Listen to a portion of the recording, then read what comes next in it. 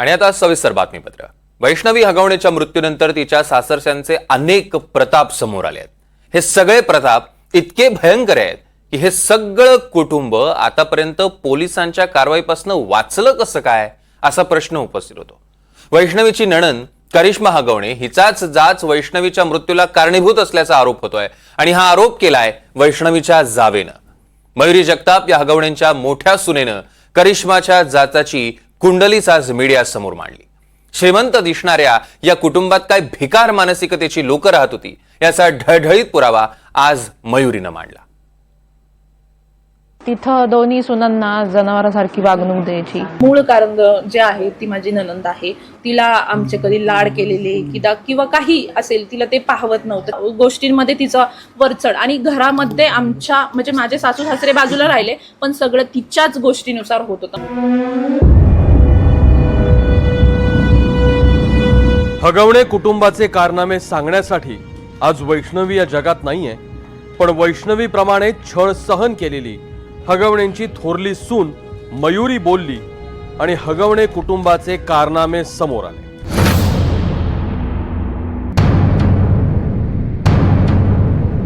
त्या सगळ्या कुटुंबाची म्होरक्या होती ती करिश्मा हगवणे।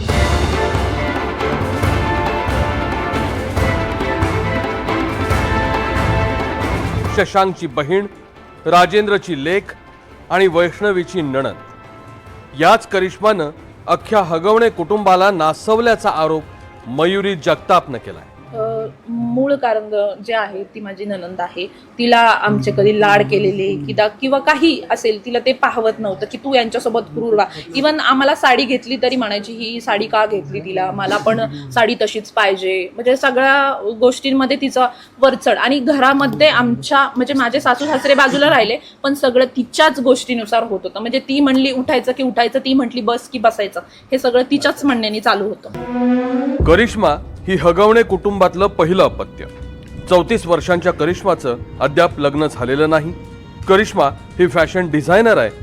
लक्ष्मी तारा नावानं तिनं कंपनी सुरू केली। करिश्मा पालकांसोबत मुळशीतच राहते। या संपूर्ण घरावर एकट्या करिश्माची सत्ता होती। घरात कोणी कोणाशी कसं वागायचं हे करिश्मा ठरवत असे।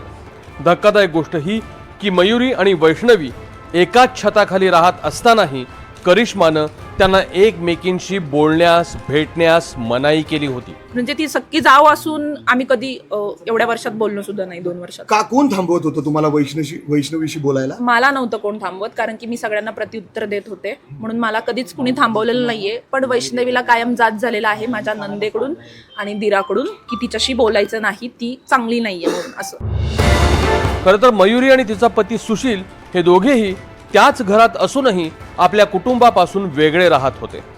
हगवणे कुटुंबानं सुशीलवर मयुरीला घटस्फोट देण्यासाठी दबाव वाढवला होता, त्यामुळे दोघांनी स्वतंत्र राहण्याचा निर्णयही घेतला होता। मी आमचा इन्कम सोर्स बंद केला होता यांनी, म्हणजे यांनी आम्हाला जेवणाला सुद्धा मिळून दिलं नाही किंवा आर्थिक परिस्थिती आमची त्यांनी म्हणजे ब्लॉक केली सगळीकडून। मानसिक मेंटली हॅरॅसमेंट केली त्या लोकांनी, म्हणजे माझ्या आणि माझ्या मिस्टरांची।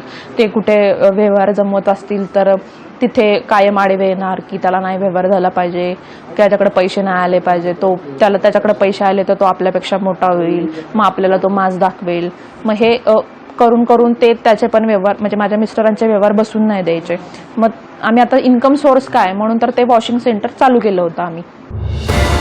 या संपूर्ण प्रकरणात निलेश चव्हाण हे नाव गूढ निर्माण करणार आहे। वैष्णवीचं 9 महिन्यांचं बाळ हे वैष्णवीच्या मृत्यूनंतर निलेश चव्हाणच्या ताब्यात होतं, पण हे नाव चर्चेत आल्यापासून बेपत्ता आहे। मी स्वतः त्याच्यावरती जे मागं जे हे झालं होतं प्रकरण तेव्हा मी पण त्याच्या पण नावाची कंप्लेंट दिलेली आहे। त्याचंही नाव त्या FIR मध्ये आहे। म्हणजे मला तरी ऐकण्यातून आलेलं आहे की तो म्हणजे करिश्मा हगवणे हिचा मित्र आहे तो, आणि माझ्या दर भांडणामध्ये तो असायचा। निलेश चव्हाण दर भांडणामध्ये तो असायचाच आणि तो सगळ्या मीटिंग घेऊन तो म्हणजे सांगणार की हे चुकीचं आहे, हे बरोबर आहे। तो कायम मला आणि माझ्या मिस्टरांना चुकीचा ठरवत आला की करिश्मा बरोबर आहे, तुम्ही चुकीचे वागताय, असं करताय।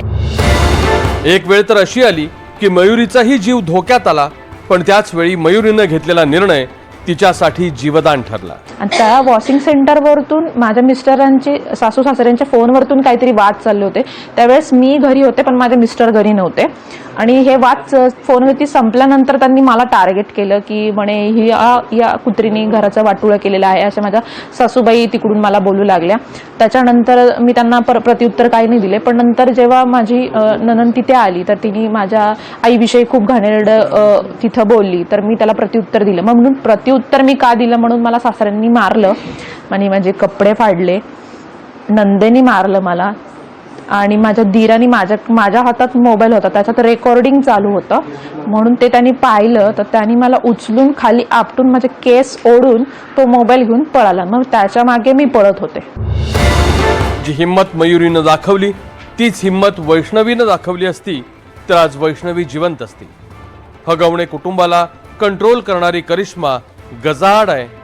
तिला योग्य शासन झालं तरच वैष्णवीला न्याय मिळेल. Bureau report, NDTV Marathi.